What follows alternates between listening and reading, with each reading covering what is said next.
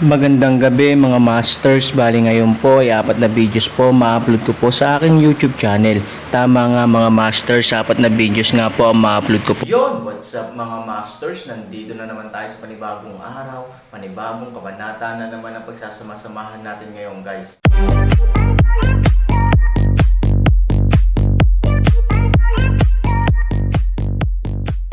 Bali mga masters, kung bago ka pa lang po sa aking YouTube channel, please click the subscribe button, lalong-lalo na po yung notification bell guys, para maging connected pa rin tayo sa isa't isa at maging updated kayo sa mga susunod ko pang video. Bali mga masters, bago natin umpisahan ng kwento ay mag-shoutout po muna tayo para sa mga solid nating tagapakinig. Shoutout kay Eric Francisco at shoutout kay JR Habinales. Yun na nga mga masters, no? Bali hindi na ito patagalin. In 3, 2, 1, let's go! Mga master, magbabalik tayo sa pag-upload ng 4 na videos everyday simula ngayon araw. Salamat sa solid na pagsuporta mga master. Kabanata 3511 hanggang 3515. Bago ang kanyang muling pagsilang, si Daw 12, na kilala ni Aaron, ay isang taong kakaunting salita. Bukod sa pag-uusap pa sa harap ng kanyang anak, halos hindi siya nagsasalita sa mga ordinaryong oras. Bukod dito, ang kanyang paraan ng paglutas ng mga bagay ay simple at krudo, at siya ay nagsimula ng direkta. Ngunit ngayon, ang Daw 12 ay parang isang mausisa na sanggol, na may maraming mga problema, na ginagawang higit o mas hindi komportable ang Aaron. Curious lang ako kung sino ka. Sinabi ni Daw 12 na hindi siya madaldal na tao, ngunit ang Aaron ay maraming mga curious point na gusto niyang malaman. Pagkatapos ng lahat, siya ay nailigtas sa kritikal na sandali ng buhay at kamatayan, at si Aaron ay isang bata. Paanong hindi ma-curious ang mga tao? Mahalaga ba kung sino ako? Kailangan mo lang malaman na akin ang buhay mo. Aaron Way. Natigilan sandali si Daw 12, at saka tumango. Hindi na niya kailangang malaman kung sino si Aaron. Kung tutuusin, wala siyang pinagkaiba sa isang alipin. Tahimik niyang sinundan ang Aaron at dumating sa Yandeng Villa. Huminto ang Daw 12 sa pintuan. Iuuwi mo na ba ako? Tanong ni Daw 12. Anong problema? Tanong ni Aaron, dahil kapatid niya si Daw 12, hindi normal na iuwi siya ni Aaron. Bukod dito, walang mapupuntahan ang Aaron maliban sa dalhin siya pabalik sa Shanyao Villa. Hindi pwede. Umiling si Daw 12 at sinabing, ang aking pagkakakilanlan ay magdadala sa iyo ng maraming problema at pagbabante sa iyong pamilya. Dahil nailigtas mo ang aking buhay, hindi ko hahayaang makipagsapalaran ka. Sa mata ni Aaron, si Daw 12 ay parang tulala kapag sinabi niya ito. Kung hindi niya siya iuwi, ang mga tao sa likod niya ay hindi mananakot sa Aaron. Sa kakayahan ng mga taong iyon, hindi ba natin malalaman ang mga detalye ng Aaron? Naloloko ka ba kung binubugbog ka? Basta kasama kita, malalaman nila ang mga detalye ko. May conflict ba kung iuuwi kita o hindi? Sabi ni Aaron. Biglang napagtanto ng Daw 12 na, oo, sa kakayahan ng mga taong iyon, paanong hindi nila malalaman ang mga detalye ng Aaron. Ngunit dahil alam ito ni Aaron, bakit siya naglakas loob na iligtas siya? May kakayahan ba talaga siyang harapin ang buong organisasyon? Naaalala ng Daw 12 ang sitwasyon nang lumitaw ang Aaron sa Eskinita. Bagamat nasa dulo na siya ng bagyo noong mga oras na iyon, alerto pa rin siya sa paligid. Pagkatapos ng lahat, hindi niya alam kung ang kabilang panig ay may anumang mga card. Gayunpaman, ang tahimik na hitsura ni Aaron ay ganap na hindi mahahalata. Ipinapakita rin ito na kung gusto siyang patayin ni Aaron, hindi niya alam kung ano ang nangyari. Natatakot akong isipin ito. Biglang nakaramdam ng lamig si Daw 12 sa kanyang likod. Kasabay nito, hindi siya nang ahas na maliitin ang Aaron. Pagkatapos bumalik sa Hillside Villa, nanood si Chi Yian ng TV sa sala, ngunit nang makita niya ang kakaibang Daw 12, bumalik siya sa kwarto niya nang walang imak. Si Chi Yian ay may napakalinaw na pag-unawa sa kanyang sarili. Alam niyang hindi siya qualified na magtanong kay Aaron tungkol sa kahit ano, kaya kung sino ang iuuwi nito kasama niya, hindi masyadong magsasalita si Chi Yian para lang masatisfy ang curiosity niya. Ang Aaron ay lubos na nasisiyahan dito. At least hindi siya magdudulot ng gulo sa kanya. Seriously hurt. Kailangan mo bang tumawag ng Dr. Aaron asked 12. Daw 12 Snid and said, sa lakas ng mga basurang iyan, paano mo ako masasaktan? Nagtaas ng kilay si Aaron, tumingin pababa sa daw 12, at sinabing, kung hindi ako sumipot sa oras, bangkay ka na ngayon. Ang mga sulok ng bibig ni Daw ay medyo napahiya bagamat mayroon pa siyang huling lakas para magtrabaho ng husto, ang pangwakas ang resulta ay kasing lapit ng sinabi ni Aaron. Daw Ching, salamat sa iyong tulong, si Daw 12 ay biglang yumuko at sinabi kay Aaron. Si Aaron ay tinawag niya ang kanyang sarili na Daw 12. Sa hinaharap, maaari mong tawagan ang Daw na ang pangalang Daw Ching ay masyadong awkward para sa kanya, ngunit ang Daw 12 ay hindi alam kung bakit at hindi masyadong naintindihan ang ibig niyang sabihin ngunit dahil ibinigay sa kanya ni Aaron ang pangalan, hindi siya tumanggi, sige, tatawagan ko ang Daw 12.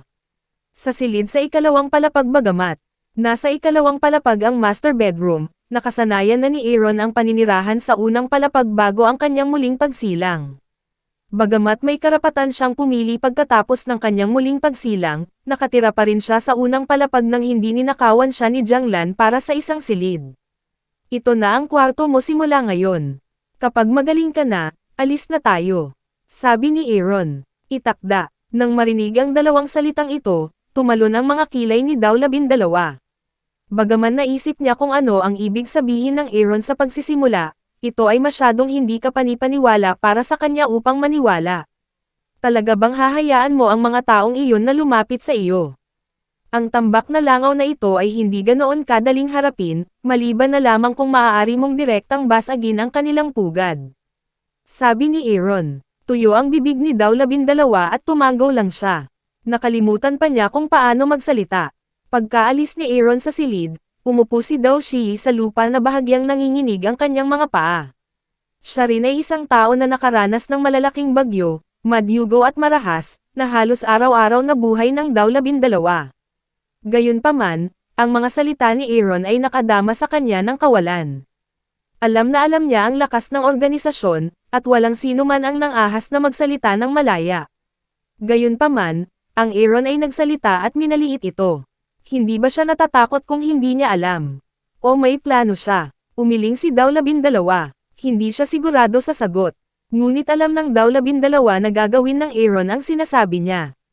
Pagkaraan ng mahabang panahon, bahagyang nanginginig na tumayo si Daw 12 at napabuntong hininga, sino ka ba? Maglakas loob kang magsabi ng mga ganyang salita. Kung kaya mo talaga, hahawakan ko ang Daw 12.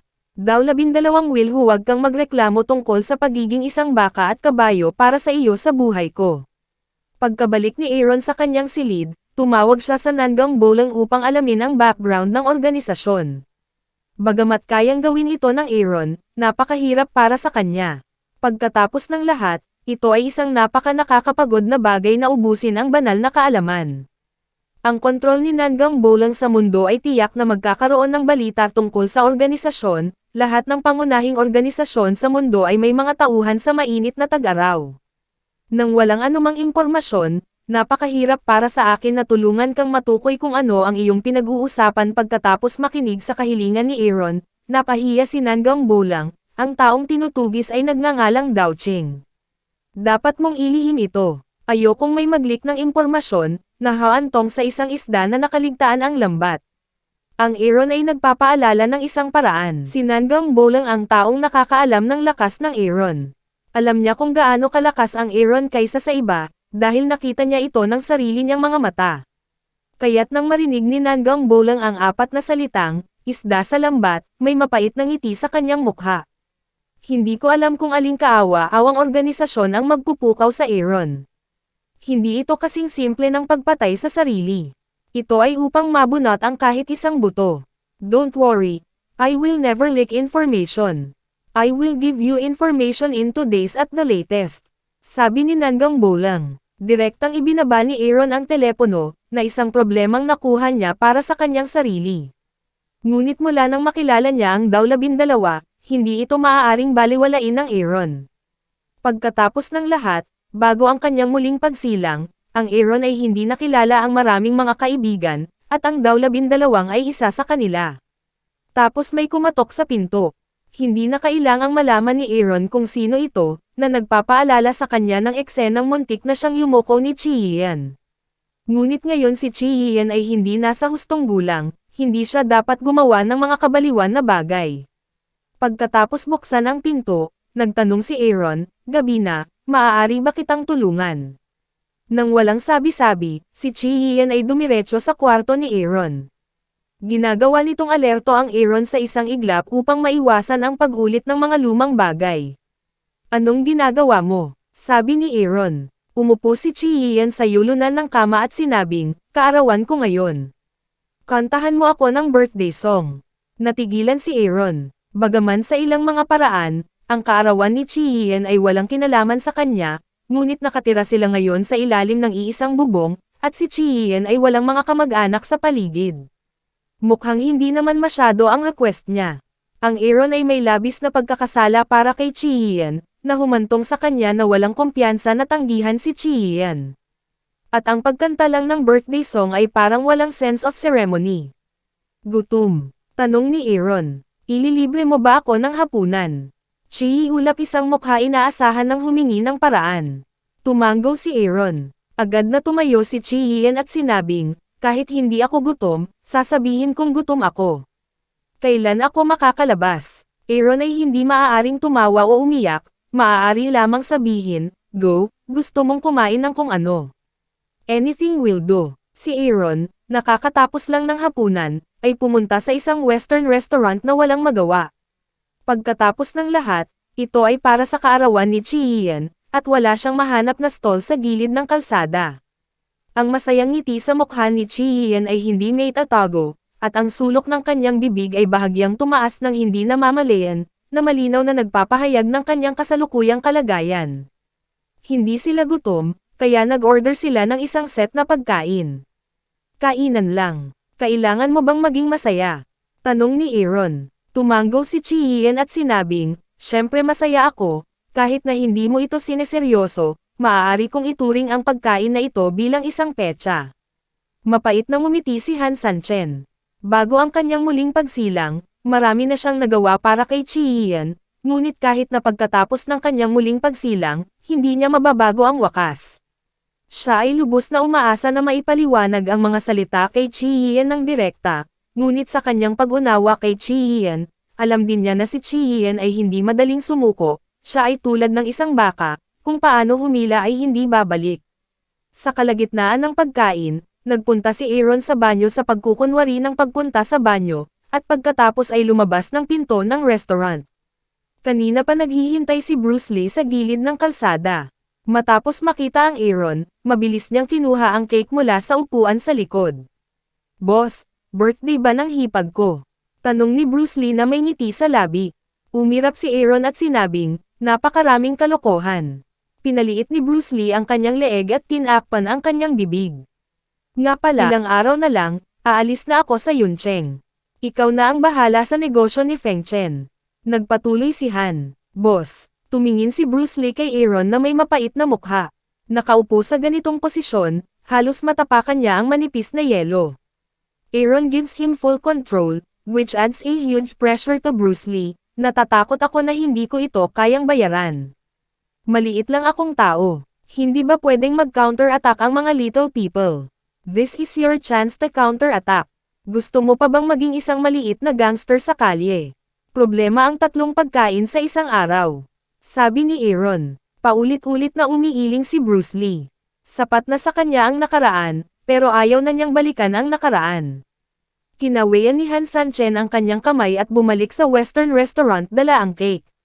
Pinanood ni Bruce Lee ang pag-alis ng Aaron, naging mas matatag ang kanyang ekspresyon, at pagkatapos ay umalis. Si Chi-Hien, na nag-aakalang pupunta si Aaron sa banyo, ay natigilan nang makita niya ang cake sa kamay ni Aaron. Ang gayong maliit na sorpresa ay hindi nakakagulat para sa kanya. Kapag nasa bahay siya, madalas siyang may ganoong treatment. Ngunit kapag ang kabilang panig ay Aaron, ito ay ganap na naiiba para sa Chi-Hien. Si Chi-Hien, natigilan, ay napaluhan ng walang malay. "Cake lang naman. Huwag kang ang mag-alaw ha," sabi ni Aaron. Kinagat ni Chi-Hien ang kanyang labi at pinilit ang sarili na huwag umiyak. Sabi niya, "You know what? It's called crying with joy. Tapos tumayo si Chi Yian at kinuha yung cake. I'll ask the waiter to help me drive it, sabi ni Aaron.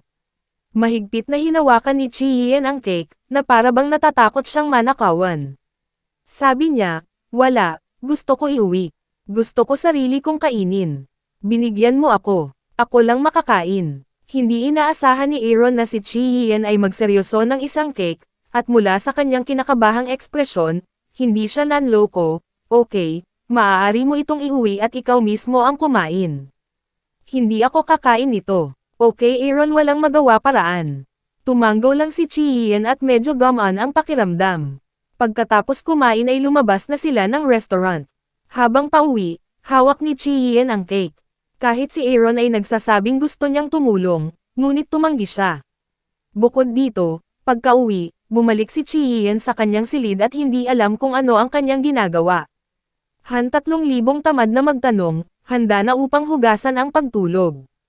At Chi Yian sa kwarto, luha tuwid, para sa kanya, ito ang unang regalo na natanggap ng Aaron, napakamahalagang, pabayaan mag-isa kumain, kahit na bukas upang makita, Chi Yian ay hindi payag. Sa ulo ng kama, isang ordinaryong cake ang tila naging pinakamahalagang bagay niya.